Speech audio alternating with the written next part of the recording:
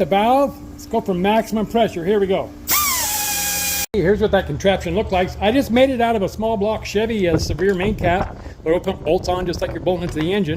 Hey everybody, happy Sunday. How are we doing today? Let's get inside and do something. We better get this thing cooking.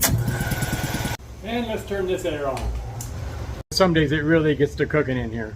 I put in a big exhaust fan up there years ago. Helps a little. Yesterday I told you I was going to put this big block high volume oil pump up against this little small block pump. I'll be testing maximum pressures. The bypass valve is set to volumes of oil at 25 and 50 pounds on my dyno. Here's that dyno here. It's just run with a drill. I crank this all the way closed to get the maximum oil pressure.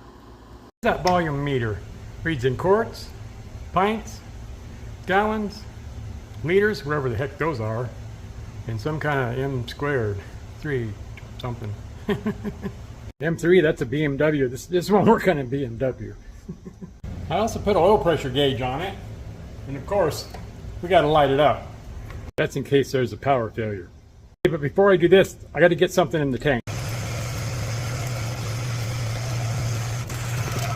So today I'm working on a 22RE Toyota 85 to 95. This is the third in a series of three, third generation. They started off with the 20R 1975 to 81. Then they went to the 20R, which has a taller deck, carbureted model, and then this one was fuel injected. I got to get all the plugs out of it, so let's get going.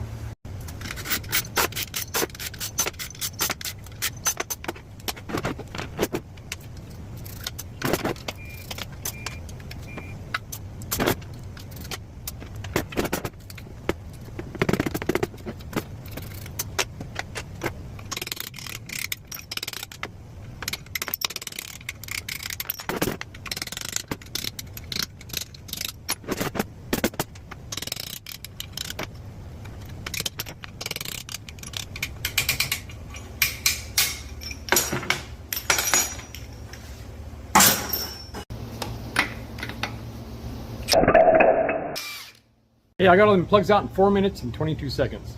I think I did that pretty quick. Hey, I forgot to mention one of the Toyotas in the R series. They actually made a 21R, Japanese only. It will not fit in your vehicle here. The crank and rods are the same, but the block and head are totally different. One last thing, I got to get these dowels out, so I'm going to check it. These are always stuck. I'm going to put a little bit of lapping compound on them. It'll help that tool grab onto them. With a slide hammer or the round collet. These are super stuck. Always stuck. There we go.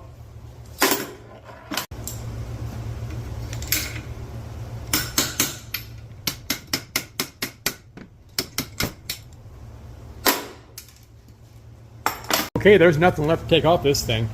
Hey, these make sure your caps are numbered. These Toyotas have good numbers on them. Another thing, somebody asked me how I know whose is what.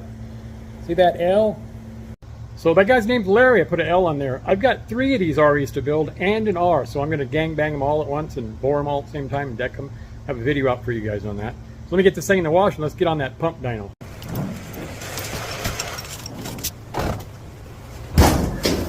Okay, first up is a small block high volume pump. I just got my Sioux drill in here. Oh, we better light it up, huh? Okay, I'm going to shut the valve. Let's go for maximum pressure. Here we go. 75 pounds.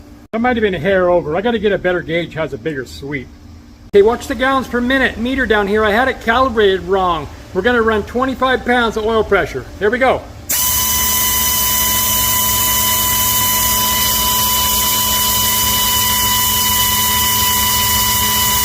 About 9.2 gallons a minute.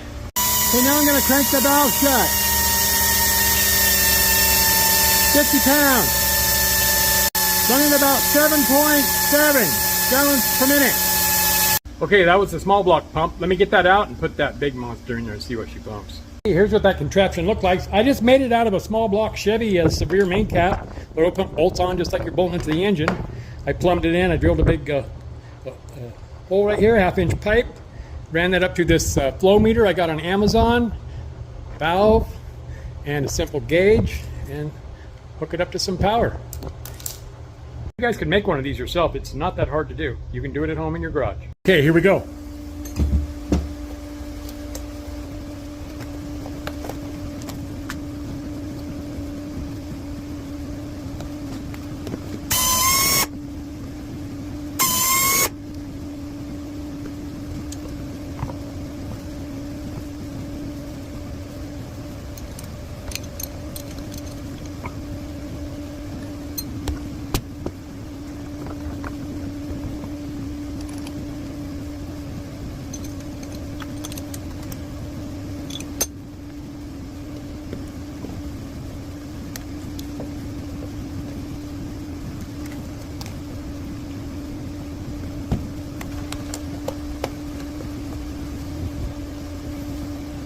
Okay, let's check max pressure. I think it's going to be about the same. Here we go.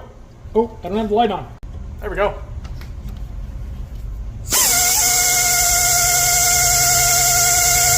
We're running about the same, 75. Okay, let's run it up to 25 pounds. Oh. I forgot to open the valve. It wasn't hanging on the drill very good either. Here, let's try that. Here we go.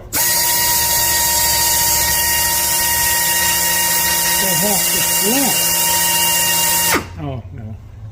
I did off camera and it starved the system for oil, so it aerated all that oil. I'm gonna have to wait a little while for the oil to figure out its oil again. Okay, I went ahead and got another Toyota ready while I was waiting. I took the pistons off the rods. I take the rings off of them so then when I recycle the pistons I get paid more. I'll be putting new bushings in these and resizing them.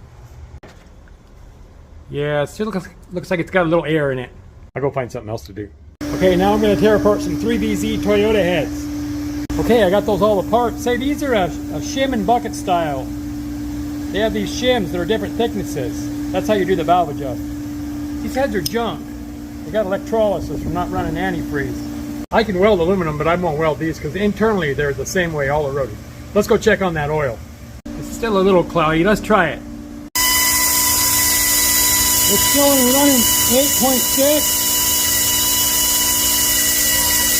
8.6. Let's bring it up to 50 pounds.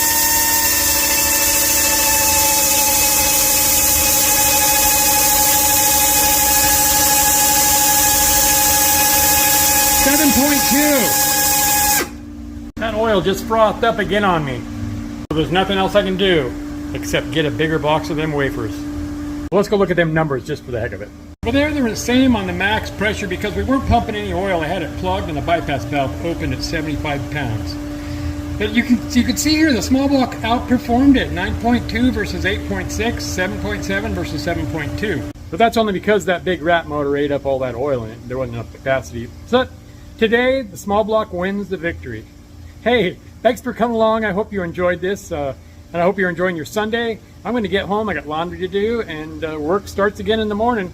So that'll do it. You guys be nice to each other and have a good night, all right? Bye.